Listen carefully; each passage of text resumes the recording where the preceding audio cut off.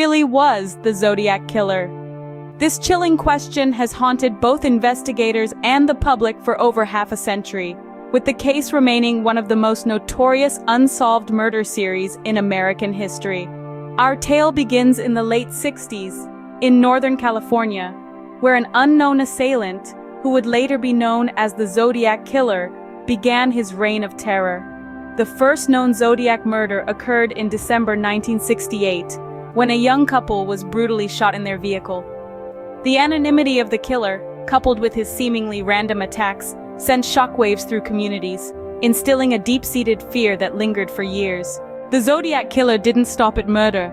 He craved notoriety, and he achieved it by sending cryptic letters to newspapers and making chilling phone calls to the police. These messages often began with the haunting phrase, "This is the Zodiac speaking," followed by cryptograms and taunts. He signed his letters with a symbol resembling the crosshairs of a gun sight, further cementing his place in the annals of true crime history. His victims were predominantly young couples. He used a variety of weapons, including a .22 semi-automatic pistol and a 9mm handgun. His lack of apparent motive, the random nature of his attacks, and his coded messages to the press have made the Zodiac Killer a subject of fascination for investigators and amateur sleuths alike. Despite extensive investigations and numerous theories, the identity of the Zodiac Killer is still shrouded in mystery. The case has inspired numerous books, podcasts, and films, and public interest in the unsolved case remains high. In 2021, a cold case task force, composed of former FBI agents and retired law enforcement officials, claimed to have identified the killer as Gary Francis Post, a man who died in 2018.